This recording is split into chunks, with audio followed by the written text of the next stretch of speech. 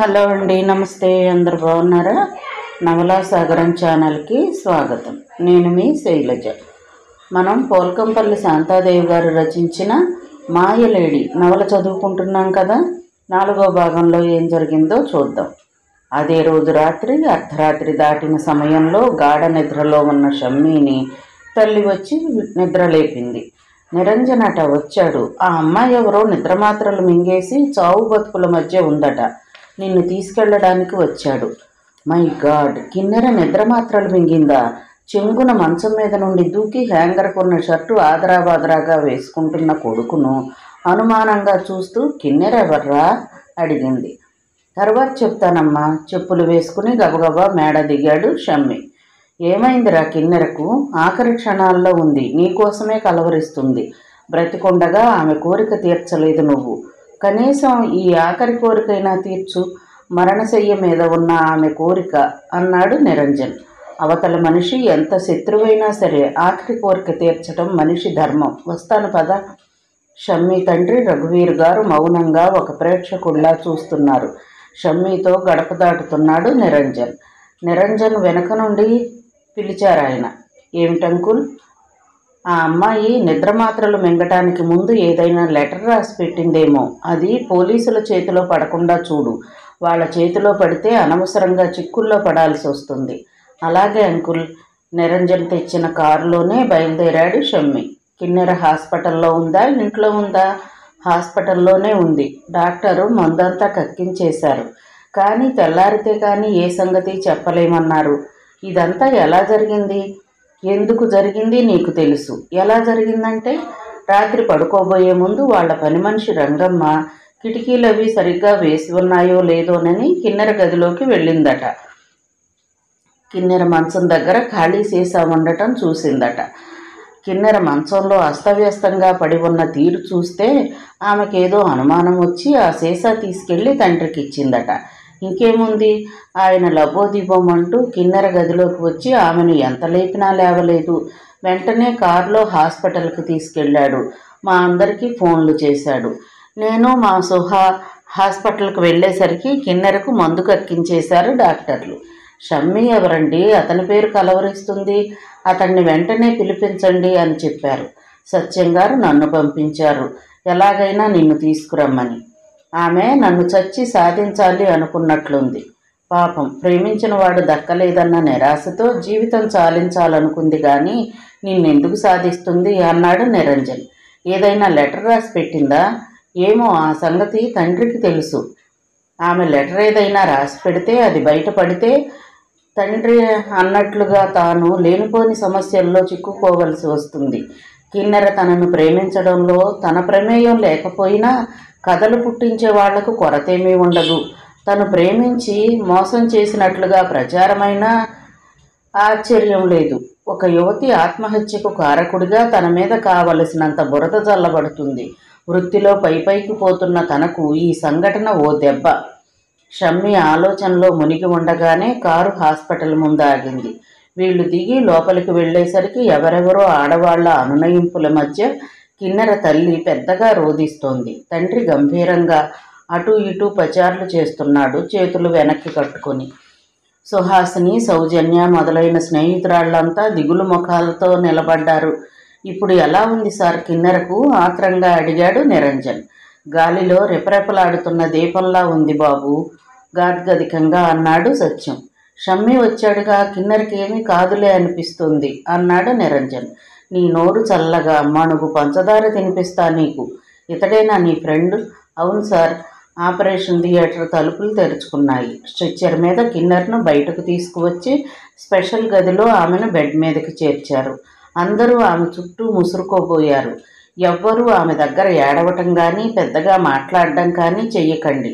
పేషెంట్కి ప్రస్తుతం ప్రశాంతత అవసరం అని చెప్పాడు డాక్టర్, ఆమె చేతికి గ్లూకోజ్ పెట్టి వెళ్ళిపోతూ. తెల్లటి బెడ్ మీద వడిలిపోయిన పువ్వులా మగతగా పడుకుంది కిన్నెర. కిన్నెర, ఎవరొచ్చారో చూడు, నిరంజన్ అన్నాడు నెమ్మదిగా. షమ్మి వచ్చాడు నీ కోసం, నీ దగ్గరే ఉన్నాడు, కళ్ళు తెరిచి చూడు అన్నాడు. ఆమె కనురెప్పలు ఏ మృత్యు బంధాలనో బలవంతంగా తెరుచుకుంటున్నట్లుగా చిన్నగా కదిలాయి. నెమ్మదిగా తెరుచుకున్నాయి. ఎదురుగా షమ్మి. తన దగ్గరగా తన కళ్ళల్లోకి చూస్తూ తనకే అతడు స్వంతం అన్నట్లుగా అలసి సొలసిన కళ్ళలో ఆశాజ్యోతి వెలిగింది. వచ్చారా? నా కోసమే వచ్చారా? ఎండిన పెదవులు నాలుకతో తడి చేసుకుంటూ నెమ్మదిగా అంది కిన్నెర. స్నేహపూర్వకంగా ఆమె చేతిని అందుకుని నొక్కుతూ మృదువుగా అన్నాడు షమ్మి. నీలాంటి ఆడపిల్లలు చేయాల్సిన పనేనా ఇది? ఎందుకింత అఘాయిత్యానికి పూనుకున్నావు? మనసారా కావాలనుకున్నది దొరకనప్పుడు ఇంతకంటే ఏం చేస్తుంది ఏ ఆడపిల్లైనా? నెమ్మదిగా అంది కిన్నెర. నువ్వు అందరిలాంటి ఆడపిల్లవని నేను అనుకోను. అవును, నేను అనుకునేదాన్ని అందరిలాంటి ఆడపిల్లను కానని. కానీ ప్రేమ దగ్గరకు వచ్చేసరికి చిత్రంగా నేను మామూలు ఆడపిల్లనైపోయాను. నా పొగరు బెంకం ఏమైపోయాయో. మీరు లేని జీవితాన్ని ఊహించుకోవడానికే భయం వేసింది. శూన్యమైన జీవితం నుండి పిరికిగా పారిపోవటం తప్ప నాకు ఇంకే దారి కనిపించలేదు. చావు బ్రతుకుల సరిహద్దులో ఉన్న ఆమెకు ఆ సమయంలో పెద్ద పెద్ద డైలాగులు చెప్పాలనిపించలేదు షమ్మికి. నిష్కర్షగా మాట్లాడి నిర్దయగా ఆమె హృదయాన్ని గాయపరచనూ లేడు. ఆమె ఎలాంటిదైనా కానీ తన కోసం ప్రాణాలే తీసుకోవాలనుకున్న మనిషి. సహృదయంతో ఆమెను అర్థం చేసుకుని ఆర్తితో ఆమెను సరిదిద్దే ప్రయత్నం చేయడం మానవతా ధర్మం. గదిలోకి కిన్నెర తల్లిదండ్రులు వచ్చారు. తండ్రి కూతురు ముఖాన్ని రెండు చేతులా స్పృశించి, తల్లి, నా లక్ష్మి, ఎంత పని చేశావురా? సింహం లాంటి నీ తండ్రి బ్రతికొండగా నీకు చనిపోవాల్సిన కర్మేం పట్టిందిరా? ఒక్క మాట నా చెవిని ఎందుకు వేయలేదు అన్నాడు గాద్గదికంగా. కిన్నెర నీరసంతో కళ్ళు మూసుకుంది. డాక్టర్ వచ్చాడు. పేషెంట్ కండిషన్ ఒకసారి చూసి ఆమెకిప్పుడు విశ్రాంతి అవసరం, మీరు దయచేసి బయటికి వెళతారా అన్నాడు. అందరూ బయటికి వచ్చేశారు. సత్యం షమ్మి భుజం తట్టి అన్నాడు, అమ్మాయి నిద్రమాత్రలు మింగటానికి ముందు రాసి పెట్టిన చీటీ అదృష్టవశాత్తు నా చేతికి చిక్కింది. ఇది పోలీస్ కేసు అయితే ఆ చీటీ వాళ్ళ చేతుల్లో పడితే నువ్వు చిక్కుల్లో పడేవాడివి. నా కూతురు ప్రేమించిన మనిషి నా మనిషి. అతన్ని నేను చిక్కుల పాలు కానిస్తానా? అవసరమైతే నా సర్వస్వం ఒడ్డైనా నేను అతన్ని రక్షించుకుంటాను. అందుకే అది పోలీసుల వరకు వెళ్లకుండా చూశాను. అతని మాటలు పట్టుదారంతో బంధం వేస్తున్నట్లుగా అనిపించింది షమ్మికి. నా కూతురు లక్ష్మి నా ప్రాణం. ఆమె ఇష్టపడ్డవాడు ఆమె కంటే నాకు ఎక్కువైనవాడు. ఆమెను కష్టపెట్టినవాడు నాకేమవుతాడో నీకు ప్రత్యేకంగా చెప్పక్కర్లేదు. ఎందుకంటే చాలా చురుకైన లాయరుగా అచిరకాలంలో పేరు తెచ్చుకున్నవాడివి. నీకు ప్రతీదీ విడమర్చి చెప్పక్కర్లేదు అన్నాడు. కిన్నెర ఏం రాసిందో ఆ చీటీ ఓసారి ఇస్తారా? ప్రేమించి భంగపడి ఆత్మహత్యకు పూనుకున్న ఆడపిల్ల ఏం రాస్తుందో అదే రాసింది. నిన్ను గాఢంగా ప్రేమించానని, నువ్వు లేని జీవితం ఊహించుకోలేనని. ఇంకొకటి కూడా రాసింది, తన ఆత్మహత్యకు కారణమైన నీ మీద పగ తీర్చుకునే ప్రయత్నం ఏదీ చెయ్యొద్దని. పిచ్చి పిల్ల. పూల పల్లకీలో ఊరేగవలసిన నా బేబీ పాడి మీద ఊరేగడానికి కారణమైన వాడిని నేనెలా క్షమించి వదిలేస్తాననుకుందో. నా బేబీ చనిపోయి ఉంటే జోడు పాడెల మీద శవయాత్ర జరిగి ఉండేది. కోరిన వాడితో అగ్నిసాక్షిగా జరగాల్సిన నా కూతురి పెళ్లి ఏకచితిలో అగ్నికీలల మధ్య జరిగేది. అర్థమైంది కదా మై డియర్ యంగ్ మ్యాన్? నా బేబీ బ్రతికి నీకు ప్రాణభిక్ష పెట్టింది. ప్రాణభిక్ష పెట్టిన దానికి ప్రేమభిక్ష పెట్టడం నీ కనీస ధర్మం. స్వయంగా నువ్వొక న్యాయమూర్తివి. ధర్మోపదేశం ప్రత్యేకంగా నేను నీకు చేయాల్సిన పని లేదనుకుంటాను. తేనె పూసిన కత్తి అంటే ఇదేనేమో. కూతురికి తగిన తండ్రి, తండ్రికి తగిన కూతురు, ఇద్దరూ ఇద్దరే. అతి ప్రమాదకరమైన మనుషులు. ఉత్తి పుణ్యానికి ఒక సుడిగుండంలో చిక్కుకున్నాడు. నా కూతురు అందవిహీనరాలు కాదు, ధనహీనురాలు అంతకన్నా కాదు, పేరు ఊరు లేనిది అసలే కాదు. నా పేరు చెబితే ముఖ్యమంత్రులే కాదు, పోలీస్ కమిషనర్లు కూడా గజగజలాడిపోతారు. ముఖ్యమంత్రి కుర్చీ మీద ఎవరిని కూర్చోబెట్టాలన్నా, కూర్చున్న వాడిని కిందకి లాగేయాలన్నా నాకు చిటికలో పని. నాకు కోపం వస్తే పోలీస్ కమిషనర్ తల మీద ఉన్న టోపీ అయినా తలైనా ఉప్పును ఊదేయగలను. అలాంటి వాడి కూతురు లక్ష్మి. నా అష్టైశ్వర్యాలకు లక్ష్మి. దాని కంట కన్నీరొలికితే నేను చూడలేను. కన్నీరొలికించిన వాడు బతికి బట్ట కడితే అస్సలు చూడలేను. షమ్మి పెదవుల మీద చిన్న నవ్వు కదిలింది. అతి గాఢంగా ప్రేమించిన మీ కూతురు, నేను లేనిదే జీవితమే వద్దనుకునే మీ కూతురు తన కళ్ళ ముందే తన ప్రియుణ్ణి తన కన్న తండ్రే హత్య చేస్తే చూసి భరించగలదా? అంత గాఢ ప్రేమికురాలు గుండె పగిలి చచ్చిపోతూ మీకు మీ కూతురు బ్రతికి ఉండాలంటే నాకే అపకారమూ తలపెట్టకూడదు. నేను చచ్చినా మీ కూతురికి ఏమీ కాదనుకుంటే మీ కూతురు ప్రేమనే శంకించాల్సి ఉంటుంది. నేనేమిటి, ప్రపంచమే శంకిస్తుంది తన ప్రియుడి హత్యకు కారణమైన ఆమె ప్రేమను అన్నాడు. షమ్మీ మాటలకు మాడిపోయిన ముఖంలోకి బలవంతాన నవ్వు తెచ్చుకుని అన్నాడు సత్యం. శహబాష్, తెలివైన లాయర్వి కదూ, చాలా చాలా తెలివైన చాకులాంటి లాయర్వి. అందుకే అంత తక్కువ సమయంలో అంత పైకి రాగలిగావు. మా బేబీ సెలెక్ట్ చేసిందని తెలిసినప్పుడే అనుకున్నాను నువ్వు మామూలు మనిషివి కావని. ఎన్నో ప్రత్యేకతలు ఉంటే తప్ప బేబీ ఓ చూపు విసరదు. చూపు విసరడమే కాదు, ఓ పట్టు కూడా పట్టిందంటే నువ్వు సాధారణమైన వాడివి కాదు. 2 రోజుల తర్వాత నిరంజన్ వచ్చాడు షమ్మీ ఇంటికి. కిన్నెర డిశ్చార్జ్ అయ్యి ఇంటికి వచ్చేసిందని, ఓసారి నిన్ను చూడాలనుకుంటుందని చెప్పాడు. నీకేమైనా బుద్ధి ఉందా? నా వెంట ఎందుకు పడుతున్నారు మీరంతా? కిన్నెర ఆత్మహత్య వరకు వెళ్ళిందంటే నీ ప్రోత్సాహమే ఎక్కువ ఉందనిపిస్తుంది. ఎలాగైనా నాకు నచ్చజెప్పి ఆమె వాడిని చేస్తానని చెప్పుంటావు, అవునా అన్నాడు షమ్మీ. నేను చెయ్యాలనుకున్నది పెళ్ళే కానీ శ్రాద్ధం కాదుగా చెప్పాడు నిరంజన్. సరే పద, నీతో నాకెందుకు వాదన, కిన్నెరతోటి ఏం మాట్లాడతాను, ఈ వేధింపు ఏమిటో ఆమెనే అడుగుతాను. నిరంజన్తో బయలుదేరాడు షమ్మీ. అష్టలక్ష్మి నిలయం ఇంద్రభవనం లాగే ఉంటుందేమోననిపించే ఇల్లు, నందనవనం లాంటి ఉద్యానవనం, అడుగడుగున ఐశ్వర్యం వెదజల్లుతున్నట్లుగా ఆకర్షణీయంగా ఉన్న అలంకరణలు. షమ్మీ కాక ఇంకొకరైతే ఆ ఇంటికి అల్లుడు కావటానికి ఆనందంతో ఎగిరి గంతేసేవాళ్ళు. సత్యం హాల్లో ఎవరో పెద్ద మనుషులతో మాట్లాడుతున్నాడు. షమ్మీని చూడగానే దిగ్గున లేచి ముందుకు వచ్చి చెయ్యి చాచి విష్ చేశాడు. లక్ష్మి పైనుంది, తీసుకెళ్ళి నిరంజన అన్నాడు. నిరంజన్ని అనుసరించాడు షమ్మీ. పాలమేగడలా తెల్లని చలువరాతి బండలు. ఒకనాడు మట్టి తట్టలు మోసినవాడు ఈనాడు రాజప్రాసాదం లాంటి భవంతికి యజమాని. అతని కనుసన్నల్లో తిరిగే పులుల్లాంటి మనుషులు. గదిలో కిన్నెర ఒక్కతే లేదు, సుహాసిని మరో 3 ఉన్నారు. కిన్నెర మెత్తటి దెళ్లను ఆనుకుని కార్డ్స్ ఆడుతున్నదల్లా షమ్మీని చూడగానే కార్డ్స్ కింద పడేసి హాయ్ షమ్మీ రండి రండి అంది ఉత్సాహంగా. నిరంజన్ సుహాసినికి కనుసైగ చేశాడు, మీరంతా వెళ్ళిపోండి అన్నట్లు. బెస్ట్ ఆఫ్ లక్ అని కిన్నెరకు కన్నుగీటి స్నేహితులతో కలిసి బయటకు వెళ్ళిపోయింది సుహాసిని. మీరు కూర్చుని మాట్లాడుతూ ఉండండి, నేను ఓ కేసు గురించి సత్యం గారితో మాట్లాడి వస్తాను అంటూ నిరంజన్ కూడా నిష్క్రమించాడు. కిన్నెర చొరవగా షమ్మీ చేతిని అందుకుంది. ఆ రోజు రాత్రి మీరు హాస్పిటల్కు వచ్చారు, ఏదేదో మాట్లాడారు, నాకు అవన్నీ సరిగా గుర్తులేవు. ఏదో కలలో మాట్లాడినట్లుగా అనిపించింది. నా ప్రేమ మిమ్మల్ని కదిలించలేదు కానీ నా ఆత్మహత్యా ప్రయత్నం మిమ్మల్ని కదిలించింది. హాస్పిటల్కు వచ్చి నన్ను చూసేలా చేసింది. నా పట్ల మీ కాఠిన్యం కరుగుతుంటే నేను ఒక్కసారి కాదు 100 సార్లు ఆత్మహత్య చేసుకుంటాను. నాకు కావాలి మీ ప్రేమ.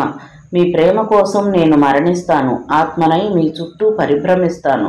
ప్రేమ, ఆ 2 అక్షరాలలో ఈ సృష్టిలోని మధురిమ అంతా నిక్షిప్తమై ఉంది. కిన్నెరా, 2 చూపుల కలయిక, 2 మేఘాల ఒరిపిడి కావాలి.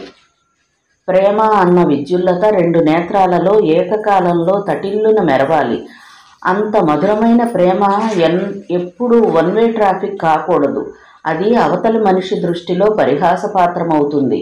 నువ్వు ప్రేమించడం తప్పని నేను అన్ను, కానీ నీ ప్రేమ అవతలి వ్యక్తిలో ఆసక్తిని అనురక్తిని కలిగించలేదని తెలిసాక ఆ ప్రేమను నీలోనే గుప్తం చేసుకోకపోవడం నీ తప్పు. కాళ్ళా వేళ్లా పడి దీనంగా దేవిరించి పొందాలనుకోవడం 2వ తప్పు. అది ప్రేమకే అవమానం. నిన్ను నీవే అవమానించుకోవడం. ఆ ప్రేమ సఫలం కాలేదని ఆత్మహత్యకు తలపడ్డం మరో తప్పు. ఇంకా నా మీద ఆశ చంపుకోకపోవడం నీ మరో తప్పు. కనీసం నువ్వు నా దృష్టిలో స్నేహితురాలుగానైనా మిగిలిపోవాలనుకుంటే దయచేసి మన మధ్య ప్రేమ ప్రసక్తి రానివ్వకు. ఆమె మనసు గాయపడకూడదు అన్నట్లుగా మృదువుగా చెప్పాడు షమ్మీ. నాలో ఏం తక్కువని నన్ను ప్రేమించలేకపోతున్నారు? జేవురించిన ముఖంతో అడిగింది. ప్రేమలో ఎక్కువ తక్కువల ప్రసక్తి ఉండదు. దానికి జన్మజన్మల అనుబంధం ఏదో ఉండాలి. నేను కోరిందేది ఇంతవరకు పొందకుండా ఉండలేదు. రాజీ పట్టం నా తత్వానికే విరుద్ధం. ప్రేమ పిడికిట పట్టేది కాదు, సంఖ్యలలో బందీ అయ్యేది అసలు కాదు. ప్రేమ లేని పెళ్ళి పెళ్ళే కాదు. ఇష్టం లేని మగాడి వెంటపడి నిన్ను నువ్వు తక్కువ చేసుకోవద్దు. దయచేసి ఇంతటితో ఈ ప్రేమ షికారు ఆపివేయి అంటూ లేచాడు. కిన్నెర బలవంతంగా ముఖంలోకి నవ్వు తెచ్చుకుంది. మీ మాట నిలబెట్టుకోండి. ప్రేమ ఇవ్వకపోయినా మీ స్నేహమైనా పంచుతానన్నారుగా. కూర్చోండి, టీ తాగి వెళుదురు గాని. కిన్నెర అతని భుజాల మీద చేతులు వేసి చొరవగా కుర్చీలో కూర్చోబెట్టి రంగమ్మ అని పిలుస్తూ బయటకు వెళ్ళింది. టీ ఒక్కటే కాదు, టిఫిన్ కూడా పట్టుకు వచ్చింది. రంగమ్మ వాటితో పాటు నిరంజన్ కూడా వచ్చాడు.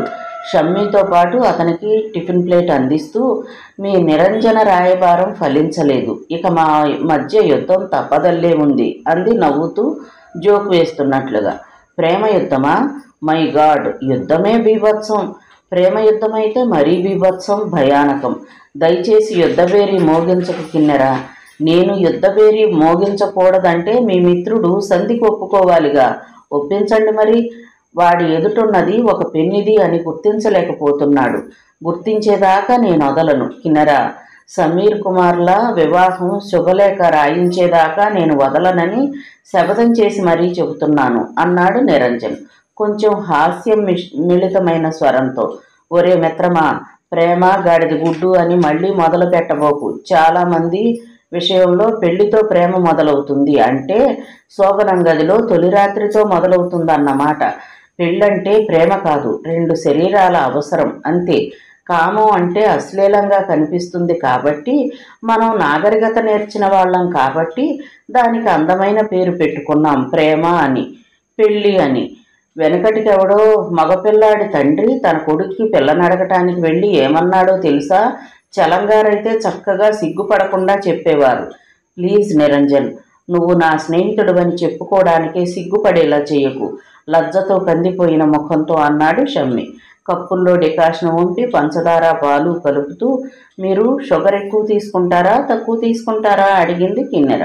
నిరంజన్ మాటలకి ముఖంలో ఏ భావం వ్యక్తం కాకుండా జాగ్రత్త పడుతూ, ఎక్కువ లేకుండా తక్కువ కాకుండా తీసుకుంటాను అన్నాడు షమ్మి. బాబోయ్, మీ లాయర్లతో మాట్లాడడం చాలా కష్టం అంటూ నవ్వింది కిన్నెర. షమ్మి ఖాళీ కప్పు కింద పెట్టి లేస్తూ నిరంజన్ అడిగాడు. ఉంటావా వస్తావా? వస్తా పద. నిరంజన్ లేచాడు. కారు వరకు వచ్చి బాయ్ చెప్పింది కిన్నెర. కొంత దూరం సాగాక అన్నాడు షమ్మి, పెళ్లికి నువ్వు చెప్పిన థియరీ కరెక్ట్ అయితే కిన్నెరకి నేనే ఎందుకు? మగాడెవరైనా మగడు కాగరలా అర్హత కలవాడే. ఇంకెప్పుడు ఇలా పిచ్చి పిచ్చిగా వాక్కు. నాకు కిన్నెర మీద ప్రేమ ఒలికిపోయి కాదు ఇదంతా చెబుతున్నది. నేను నీకు మిత్రుణ్ణి, నీ శ్రేయస్సు కోరే చెబుతున్నాను. కిన్నెర ఒక నాగరాణి, ఆమె తండ్రి ఒక నాగరాజు. నాగలోకపు నీతి ఏమిటో నీకు తెలుసా? తోక తొక్కిన వాడిని బతకనివ్వదు నాగజాతి అన్నాడు నిరంజన్. చావుకు భయపడి ఒక నాగుపామును మెడ కట్టుకోమంటావా?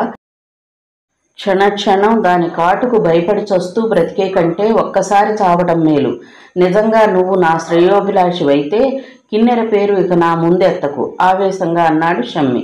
ఇక నిన్న ఆ దేవుడే రక్షించాలి. పెద్ద మనుషులతో మాట్లాడడం అయ్యి వాళ్లను పంపించేసి పైకి వచ్చాడు సత్యం. ఏమన్నాడమ్మా నీ వకీల్ సాబ్? దిండులో దాచుకున్న ముఖాన్ని చివాలన పైకెత్తింది కిన్నెర. అంతవరకు ఆమె ఏడ్చినట్లు ఆమె కళ్ళు ఎర్ర కలువల్లా ఉన్నాయి. మళ్ళీ నిన్ను ఏడిపించి వెళ్ళాడా వెధవ? సత్యం కళ్ళల్లోకి ఎర్రజీరలొచ్చేశాయి. అతను లేకుండా నేను బ్రతకలేను డాడీ. అతనికేమో నేను అక్కర్లేదు. నన్నెందుకు బతికించారు డాడీ, నన్నెందుకు బతికించారు? దిండు ముఖానికి అదుముకుంటూ వలవలా ఏడ్చింది కిన్నెర. నువ్వు అతడిని ప్రేమించానని ఒక్క మాట చెప్పి ఉంటే నీ మనసులోకి ఆలోచనే వచ్చేందుకు అవకాశం ఉండేది కాదు కదమ్మా. ఒక్క మాట నా చెవిని వేస్తే పెద్ద మనిషి తరహాగా వాళ్ళింటికి వెళ్ళేవాడిని, అతని తల్లిదండ్రులతో మాట్లాడేవాడిని, నీ పెళ్లి కుదిర్చి సుముహూర్తం నిశ్చయించుకు వచ్చేవాడిని. ఇప్పుడు మాత్రం ఏం మించిపోయిందని? నాతో వియ్యమో కొడుక్కి శ్రాద్ధమో ఏదో ఒకటి నిశ్చయించుకోమని ఆ జడ్జి గారితో చెప్తాను. ఏ తండ్రి తన కొడుక్కి శ్రాద్ధం పెట్టాలని అనుకోడు. ఆమె ఆత్మహత్యా ప్రయత్నం తరువాత విషయం తెలిసి ఒక్క మాట నాతో ఎందుకు చెప్పలేదు తల్లి అని ఆయన అనటం ఇది 1000సారి. చేసుకునేవాడికే ఈ పెళ్ళి ఇష్టం లేకపోతే ఆ తండ్రి మాత్రం ఏం చేస్తాడు డాడీ అంది కిన్నెర. ఒప్పిస్తాడమ్మా. ఏ తండ్రి అయినా కొడుకును చంపుకుంటాడా? నయాన్నో భయాన్నో నిన్ను తన కోడల్ని చేసుకుంటాడు. చేసుకోకపోతే ఈ సత్యం ఎవరో ఏమిటో చెప్పడానికి 1,00,000 మంది ఉన్నారు. మంచికి మంచి, చెడ్డకు చెడ్డ. అదే నా పాలసీ. తండ్రి చెప్పినా కొడుకు వినకపోతే, నయానా భయానా ఒప్పుకోకపోతే వాడిని ఎత్తుకొచ్చైనా బలవంతంగా వాడి చేత నీ మెడలో మాంగల్యం కట్టిస్తా కూతురితో చెప్పి వెంటనే ఫోన్ అందుకున్నాడు. హలో, నేను సత్యాన్ని. శాస్త్రి గారేనా? ఒక ముఖ్యమైన పని తలపెట్టాను. పండవుతుందా కాయవుతుందా? సబర్ కా ఫల్ మేటా హోతా హై అంటే కొంతకాలం ఆగమనే అర్థం. మీ జాతకరీత్యా ప్రస్తుతం మీకు అంత మంచి కాలం కాదు. అతి ముఖ్యమైన పని అంటున్నారు. ఆగడం మంచిది అన్నాడు ఆయన. ఎంత మాత్రం ఆగడానికి వీల్లేదయ్యా. జీవన్మరణ సమస్య ఇది. తాడో పేడో వెంటనే తేల్చేయాలి. అది నా ప్రాణానికి ప్రాణమైన నా లక్ష్మికి సంబంధించిన విషయం సత్యం అన్నాడు. పెళ్లి విషయమా? అవును. కనీసం ఎల్లుండి దాకానైనా ఆగండి. ఈరోజు రేపు తిథులు కూడా బాగుండలేదు. ఈరోజు అష్టమి, రేపు నవమి అన్నాడు ఆయన. నా అష్టలక్ష్మికి అష్టమి అడ్డేమిటయ్యా? శాస్త్రం తెలిసిన వాడినని సలహా అడిగారు. తెలిసింది చెప్పాను. తర్వాత మీ ఇష్టం. సత్యానికి జాతకాల మీద, ముహూర్తాల మీద తగని పిచ్చుంది. పంచాంగం చూడందే పని మొదలు పెట్టడు. అతడికి చిన్నప్పుడే 10 ఏళ్లప్పుడేమో ఒక కోయదొర చెప్పాడట, జీవితంలో మహర్దశ ఉంది, రాజభోగాలు అనుభవిస్తావు అని. అతడికి 30 ఏళ్ళు వచ్చేసరికి అక్షరాల ఆ మాట నిజమైంది. అందుకే జోస్యం చెప్పేవాళ్ళన్నా, శాస్త్రం తెలిసిన వాళ్ళన్నా సత్యానికి గొప్ప గురి. రాజేశ్వర శర్మ గారని పర్మినెంట్గా తన జాతక సలహాదారుడిగా పెట్టుకున్నాడు. ఆయన చెప్పింది జరిగినప్పుడల్లా ఆయనకిచ్చే పారితోషికం వందల్లో కాదు వేలల్లో ఉంటుంది. సత్యం 2 రోజుల వరకు ఆగడానికే నిశ్చయించుకున్నాడు. ఈ 2 రోజుల్లో షమ్మీకి సంబంధించిన సమాచారం అంతా సేకరించాడు. తండ్రి తాతల పుట్టు పూర్వోత్తరాలన్నీ తెలుసుకున్నాడు. నిరంజన్ షమ్మీకి స్నేహితుడే కాదు, ప్రస్తుతం సత్యానికి సంబంధించిన కోర్టు కేసులన్నీ చూస్తున్నాడు. సత్యం కేసు ఒకటి ఈ మధ్య గెలవడంతో నిరంజన్కి మారుతి కారు ప్రజెంట్ చేశాడు సత్యం. ఎవరైనా ఏదైనా పని చేసి పెడితే డబ్బు రూపంలో కాక ప్రజెంటేషన్ రూపంలో ముట్టచెప్పి వాళ్లను సంతోషపరిచి తన కనుసన్నల్లో నిలుపుకోవటం సత్యం అలవాట్లలో ఒకటి. షమ్మీ గురించి నిరంజన్ చెప్పిన విషయాలు సంతృప్తికరంగానే ఉన్నాయి సత్యానికి. షమ్మీ తాతగారు పెద్ద బిజినెస్ మ్యాన్. లెక్కలేనంత సంపాదించాడు. డబ్బు మదం, అంతస్తు గర్వం సహజంగానే అబ్బాయి అతనికి. అతడికి పూర్తి విరుద్ధం కొడుకు రఘువీర్. తండ్రి అతన్ని MBA చేయించి బిజినెస్లో దింపాలి అనుకుంటే ఇతడు న్యాయశాస్త్రాన్ని వరించి లా పాస్ అయ్యాడు. డిగ్రీలో తన సహాధ్యాయి అయిన ఒక పేదమ్మాయికి మనసిచ్చాడు. పెళ్లాడతానని మాట ఇచ్చాడు. అతడిచ్చిన మాట తండ్రి కొడుకుల మధ్య భగ్గున మంటలు రేపింది. తమ అంతస్తుకు ఎంతమాత్రం సరిపోని సంబంధంతో వియ్యమందడానికి ఆయన ససేమిరా ఒప్పుకోలేదు. భారతికి ఇచ్చిన మాట తప్పడానికి రఘువీర్ ఒప్పుకోలేదు.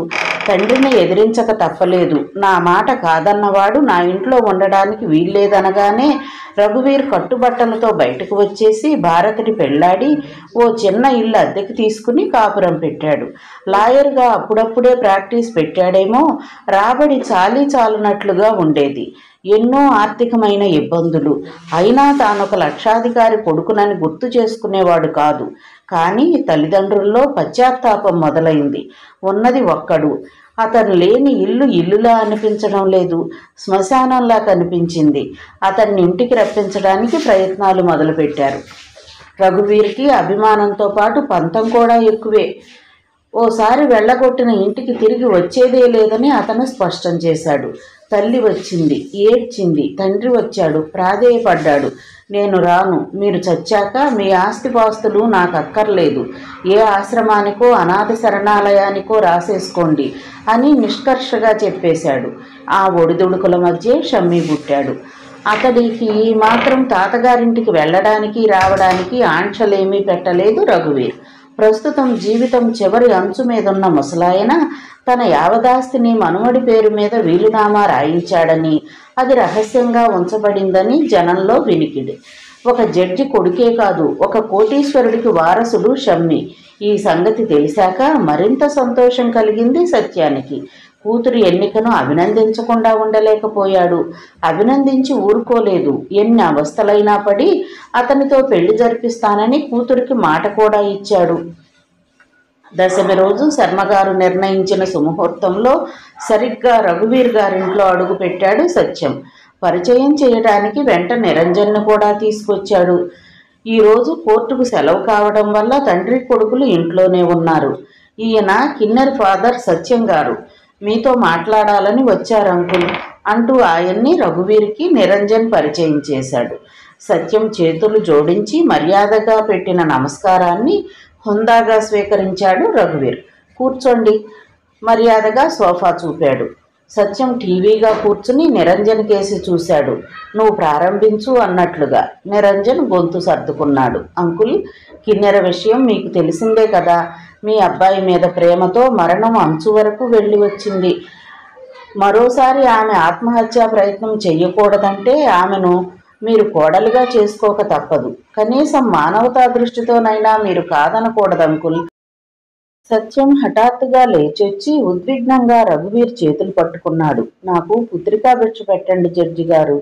కొద్ది నిమిషాలు ఏం మాట్లాడలేనట్లుగా స్తబ్దుగా ఉండిపోయాడు రఘువీర్ గారు. చివరికి అన్నారు, 2 జీవితాల ముడి ఒకరి భిక్ష మీద ఆధారపడకూడదు. 2 మనసులు ఇష్టంతో ముడిపడాలి. ఎలాగోలా ఆ ముడి పడాలి.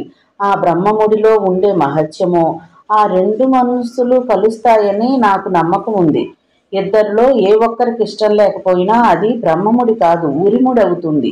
ఆ ముడి ఇద్దరి జీవితాలను నరకతుల్యం చేస్తుంది. ఎంతో ఆశతో వచ్చాను. ఇంత నిర్దాక్షిణ్యంగా తుంచివేయకండి రఘువీర్ గారు. నా కూతురికి జీవితాన్ని ప్రసాదించండి. మీ కూతురికి జీవితాన్ని ప్రసాదించాల్సింది నేను కాదు, కనిపెంచిన తల్లిదండ్రులు చేయాల్సిన పని అది.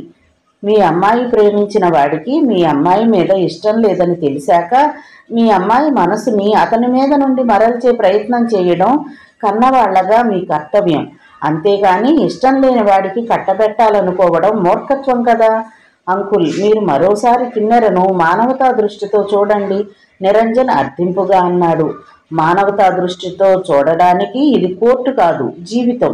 నా కొడుకు ఏ నేరం చేశాడని అతనికి ఇష్టం లేని పిల్లతో పెళ్లి జరిపిస్తానని మాటిస్తాను. అతన్ని ఎలాగైనా ఒప్పించి షమ్మి ఈ పెళ్లికి అంగీకరించినా నేను అంగీకరించను తెలుసా అన్నారు రఘువీర్.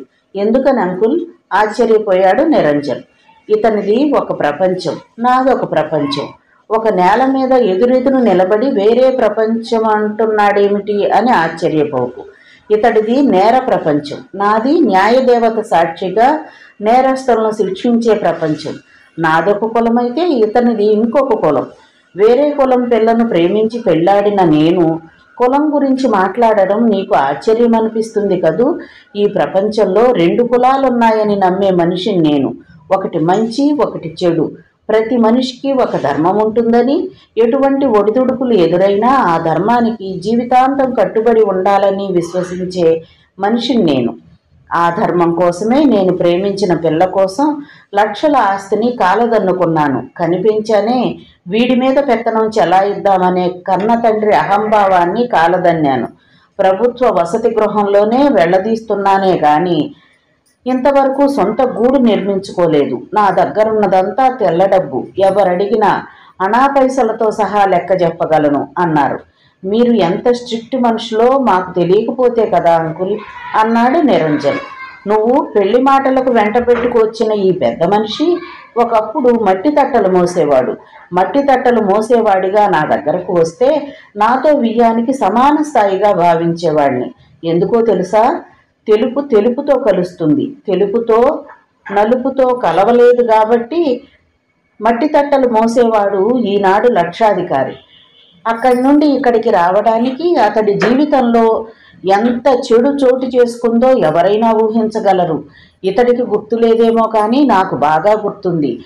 నా కోర్టులోనే ఇతడు 2 సార్లు ముద్దాయిగా నిలబడాల్సి వచ్చింది. ఒకటి హత్యానేరం, మరొకటి హింసాపూరితమైన దౌర్జన్యం. 2 సార్లు నేను అతన్ని శిక్షించలేకపోయాను. ఎందుకో తెలుసా? సరైన సాక్ష్యాధారాలు చూపెట్టకపోవడం వల్ల. కానీ నా మనసుకు తెలుసు ఇతను నేరస్తుడని. ఒక నేరస్తుడు న్యాయాధికారితో వియ్యమందడానికి ఎంత సాహసం ఉండాలి. ముందుగా తెలిస్తే ఇతన్ని నా ఇంటి గేటు కూడా దాటనిచ్చేవాడిని కాదు రఘువీర్ అన్నారు.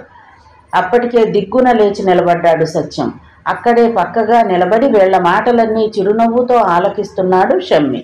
నిరంజన్ అతన్ని సమీపించి, నీ జవాబు కూడా ఇదేనా అడిగాడు కోపంగా.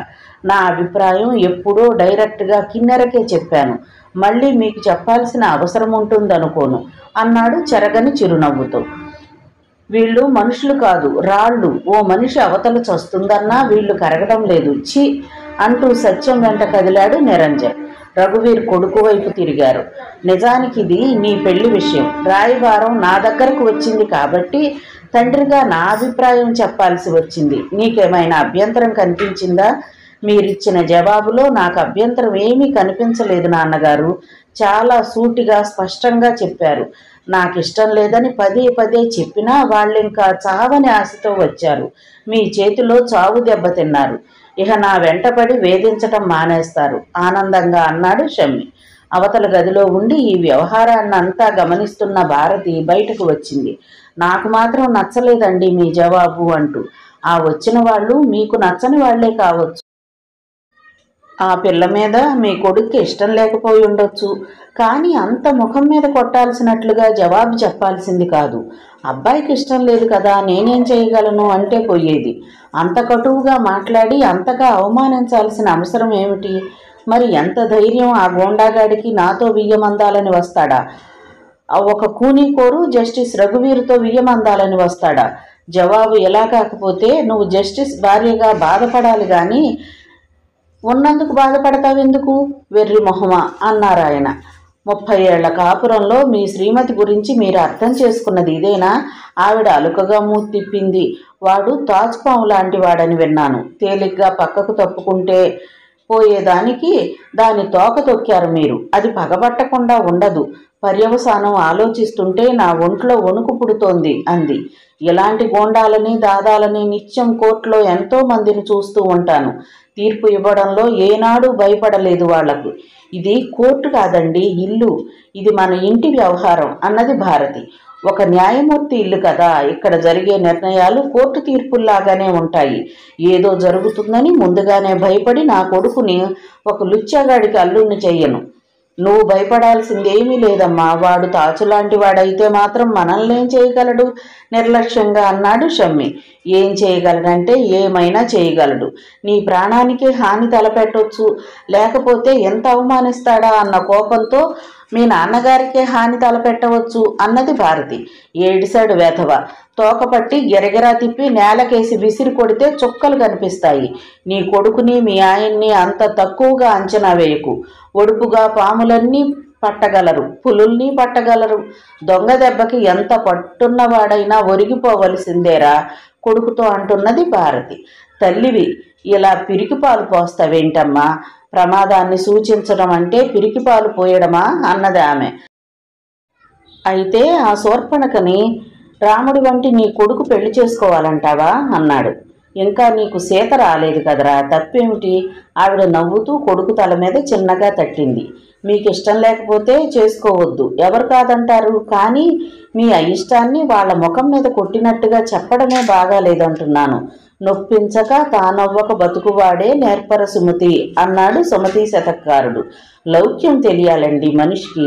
ప్రతి దానికి ఆశయాలు ఆదర్శాలు అంటూ వల్లివేయకూడదు.